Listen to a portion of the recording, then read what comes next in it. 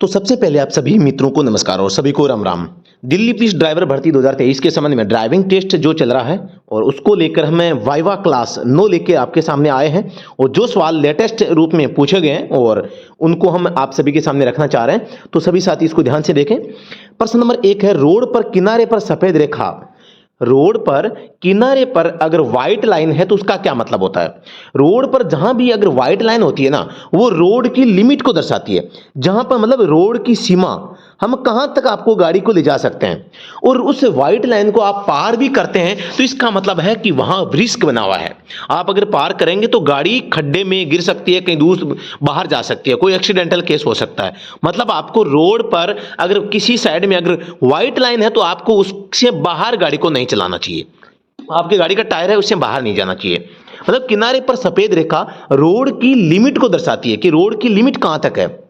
रात के समय में ऐसे पता नहीं चलता ना, मैं कितनी बाहर लूं, सामने से कोई गाड़ी आती है तो आप लेफ्ट में गाड़ी को लेते हैं तो कितनी लेनी है, ज्यादा ले लोगे रोड के नीचे उतर जाएगी ना, तो उसके लिए होती है। सड़क के किनारे पर डबल पीली रेखा, ये तो थी एक सिंगल रेखा और ठोस रेखा, ये डबल पीली रेखा आ जाए, दो रेखाएं आ जाए तो यहां पर पीली रेखा जैसे ही आ जाए ना, पीली रेखा का मतलब होता है वहां व्यस्त मार्ग है, साइडों में जगह नहीं है, एक्सीडेंटल केस होने की संभावना है। और एक रेखा होती है तो होता है कि आप यहां पर नो पार्क, गाड़ी को पार्क नहीं कर सकते।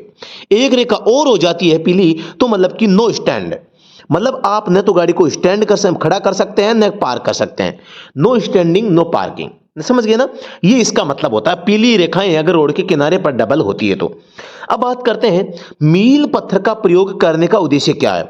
मील पत्थर के द्वारा पहली बात तो हमें कलर कोड से पता चल जाता है कि सड़क कौन सी है। कलर कोड आप सभी को पता होगा कि NH होता है, इस पर येलो कलर में होता है, SH स्टेट हाईवे होता है, इसमें ग्रीन कलर होता है ना। तो उसी टाइप से जो ग्रामीण सड़कें हैं, शहरी सड़कें, इनका भी कलर कोड होता है। इसके अलावा हमें दूरी का पता लगाया जा सकता है। मील पत्थर से हमें एक तो दूरी डिस्टेंस का पता चलता है, और एक मार्ग का, जो जैसे कि ग्रामीण सड़कें होती हैं उनके गुलाबी होता है ना, और जो शहरी सड़कें होती हैं इनके काला होता है। तो ये चारों कलर कोड आपको याद रखने हैं। तो ये दूरी प्लस जो सड़क है उसका एक लेवल बताती है कौन सी सड़क है यहां पे। तो मील पत्थर का उद्देश्य ये होता है। हॉर्न निषेध का संकेत दिया गया है, फिर भी आप हॉर्न का प्रयोग करते हैं तो क्या होगा। आपको पता है जैसे अस्पताल होती है, अदालत होती है ना, या स्कूल कहीं अगर पास में है तो वहां पर हॉर्न निषेध का संकेत लगा होता है, वहां पर आपको हॉर्न का प्रयोग नहीं करना चाहिए हॉर्न निषेध क्षेत्र में। फिर भी अगर आप करते हैं और ट्रैफिक पुलिस अगर आपको पकड़ लेती है तो जुर्माना लग सकता है। आप सभी को पता होगा कि मोटर वाहन अधिनियम 1988 में 2019 में संशोधन हुआ तो धारा 194F हॉर्न के संबंध में उल्लेख करती है और 1000 रुपए का जुर्माने के बारे में बताती है। तो आप कहोगे कि मैं अगर हॉर्न निषेध क्षेत्र में हॉर्न का प्रयोग करूंगा तो 1000 का जुर्माना मेरे ऊपर लगाया जा सकता है। ऐसी 4 जगह जहां हमें ओवरटेक नहीं करना चाहिए, तो आपको ऐसी 4 जगहों के नाम बतानी है जहां पर आप ओवरटेक नहीं कर सकते। तो कौन कौन सी जगह हो सकती है, जैसे कि पहली बात मैं 1 बाय 1 बताता हूं। एक तो चढ़ान पे आप ओवरटेक नहीं कर सकते, ऊपर की ओर चढ़ते समय कहीं पर भी आप ओवरटेक ना करें।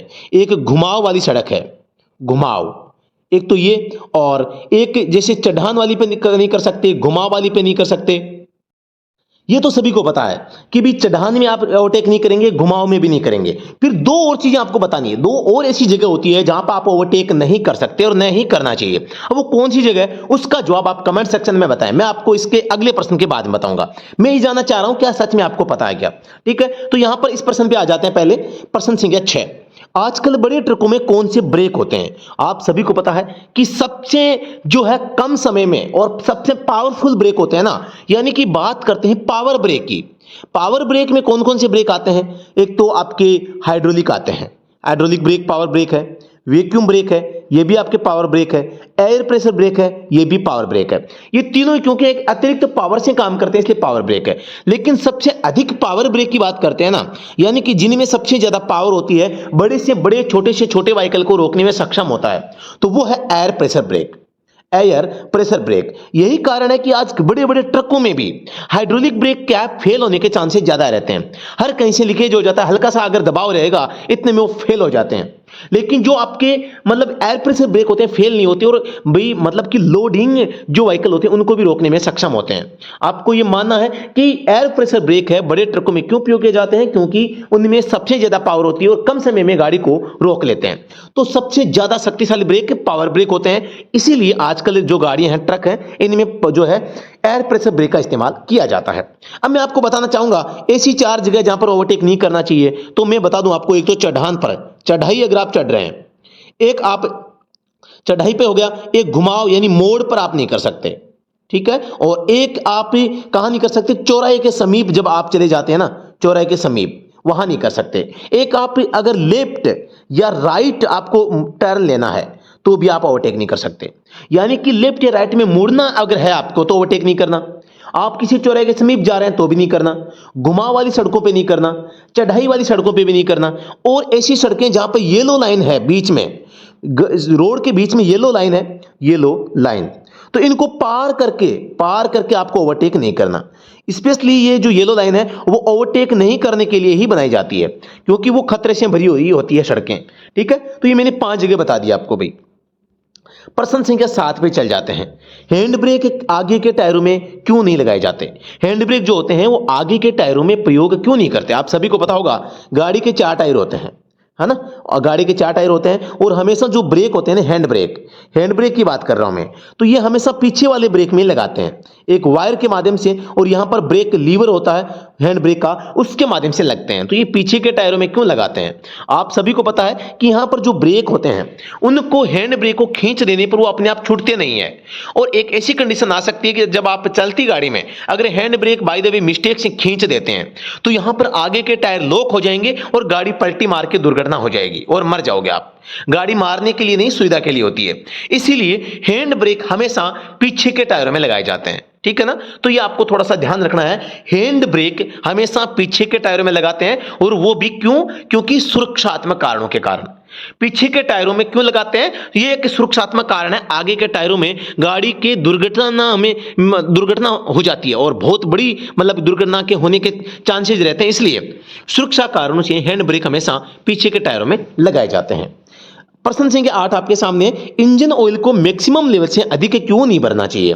आप अगर इंजन ऑयल को है, रेडिएटर को है, या ब्रेक ऑयल है, क्लच ऑयल है, आपके गियर ऑयल है, डिफरेंशियल ऑयल है, इनको इनके मैक्सिमम लेवल से अधिक क्यों नहीं भरते? कारण क्या है?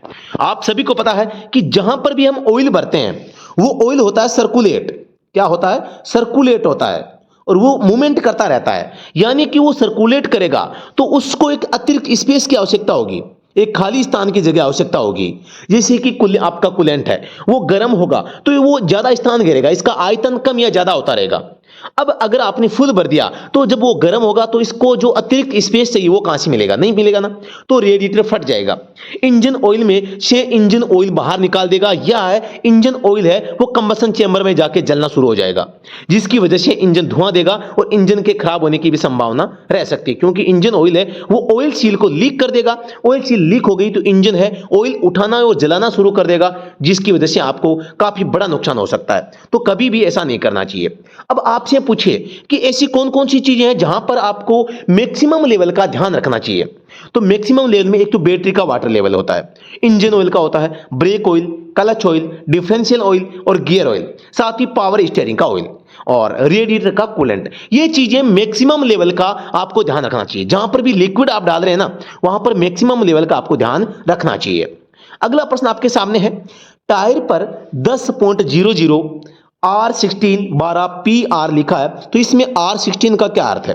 मैं आपको बताना चाहूंगा, किसी भी गाड़ी पर जैसे नाम लिखा है 7.25 या लिखा होता है 8.50, है ना, ये पॉइंट जो लिखा होता है ना, यहां पर एक तो वैल्यू ऐसे छोटी वैल्यू आती है, कहीं पर लिखा होता है 175, कहीं पर होता है 185, कहीं पर तो 210। देखो, एक तो छोटी वैल्यू होती है, एक बड़ी वैल्यू है, तो 185 बड़ी वैल्यू है। अगर बड़ी वैल्यू दिखे तो ये mm में होती है, छोटी वैल्यू जैसे कि 10.0 है, 00, 8.25 आ गया, 7.50 आ गया, तो ये क्या छोटी वैल्यू है? ये हमेशा इंच में होती है। किस में होती है? इंच में होती है। तो ये जो वैल्यू है ना 10.00, ये टायर की चौड़ाई है।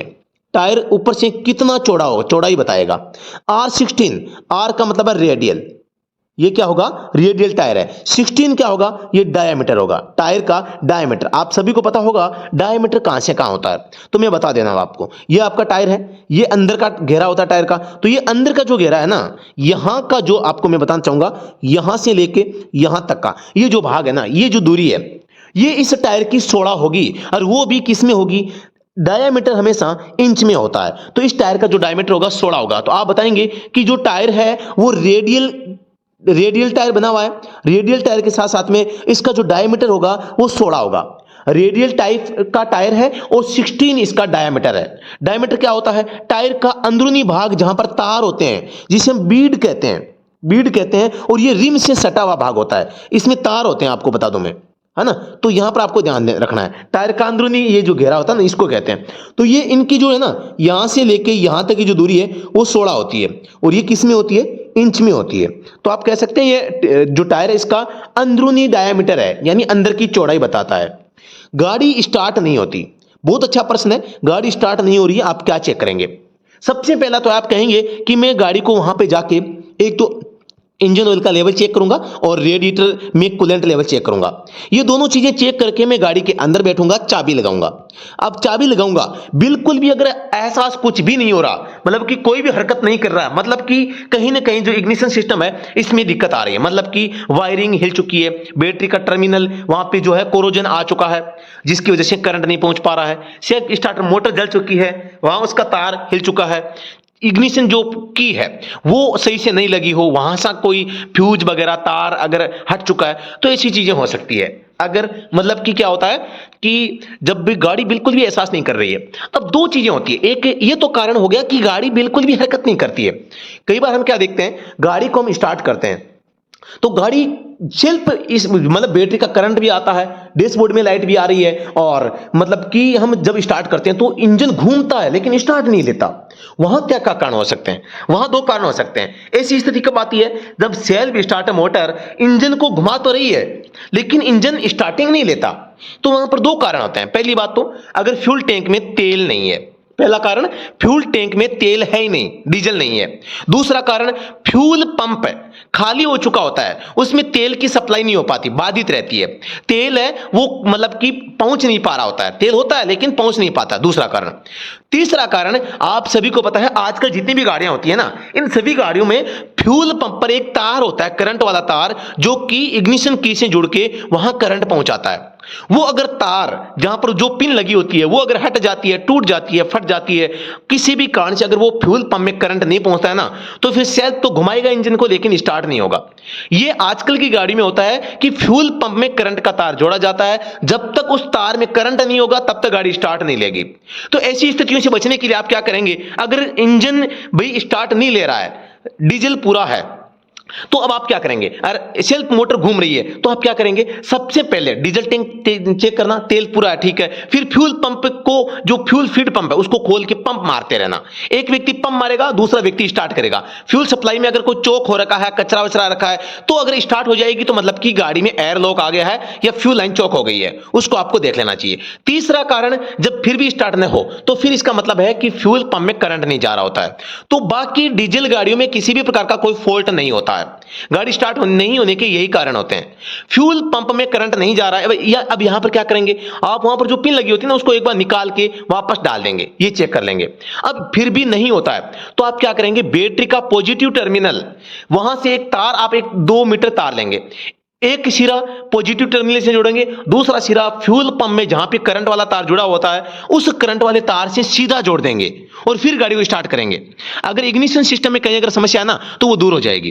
तो अब आपसे पूछे कि गाड़ी स्टार्ट नहीं हो रही तो क्या चेक करेंगे, आप करेंगे कि भी एक तो मतलब करंट की साइड से कि करंट नहीं जा रहा है तो आप बैटरी के टर्मिनल, चाबी, फ्यूज जो लाइन है उसको चेक करेंगे। दूसरी दिशा में हम बात करते हैं यहाँ पे कि भाई गाड़ी में डीजल नहीं है, फ्यूल एयर लॉक आ गया है, फ्यूल की सप्लाई नहीं हो पा रही है ना, और या जो फ्यूल पंप में जो करंट वाला तार है वो हट चुका है, किसी प्रकार की वहां समस्या हो तो हम डायरेक्ट करके भी हम स्टार्ट कर सकते हैं। तीसरी बात, गाड़ी का सेल्फ खराब हो चुका है, कट के एक आवाज आती है, जैसे आप चाबी ऑन करते हैं हल्का सा कट, ऐसी आवाज आती है, कट, हल्का सा जैसी चाबी लगाई कट, तो इसका मतलब है गाड़ी की बैटरी में, सेल्फ स्टार्टर मोटर में, दो में से किसी एक में गड़बड़ है। या तो टर्मिनल लूज है बैटरी का, उसको टाइट करें, फिर भी स्टार्ट नहीं हो रही है, मतलब सेल्फ मोटर में गुग्गी यानी कि सोलेनोइड स्विच में गड़बड़ है, आप उसको दिखाएं। ये दिक्कतें हो सकती है। ऐसी स्थिति में आप क्या करें, गाड़ी को इग्निशन की को चालू करें और गाड़ी को धक्के से स्टार्ट कर सकते हैं। कई तो इतने महान ड्राइवर है जो पढ़े लिखे ड्राइवर हैं, मैं भी पढ़ा लिखा ड्राइवर हूं, रियल में ड्राइवर मैं भी नहीं हूं, क्योंकि मेरा काम भी आपको पढ़ना और पढ़ाना है। तो यहां पर जो है मैं आपको समझाना चाह रहा हूं, कई जो साथी क्या करते हैं, उनको हम कहते हैं गाड़ी को धक्के से स्टार्ट करो, तो वो बैठ जाते हैं, इग्निशन की को ऑन भी नहीं करते। जब तक आपने इग्निशन की को ऑन नहीं किया तब तक फ्यूल पंप को करंट नहीं पहुंचेगा, जब तक फ्यूल पंप को करंट नहीं पहुंचेगा तब तक फ्यूल की सप्लाई बंद रहेगी, गाड़ी स्टार्ट नहीं होगी।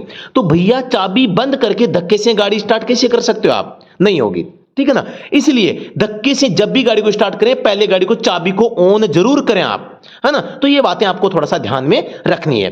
तो मैं उम्मीद करता हूं मैंने जो जानकारी आपको बताई वो समझ में आपको आई होगी, और अगर आई है तो इस वीडियो को लाइक और शेयर कर सकते हैं। एक अच्छा वाला रासर के लिए एक अच्छा वाला सुंदर सा छोटा सा कमेंट आप कर सकते हैं। जी हां दोस्तों, अभी के लिए इतना ही, फिर से मिलते हैं नेक्स्ट वीडियो में, तब तक के लिए धन्यवाद। जय हिंद, वंदे मातरम।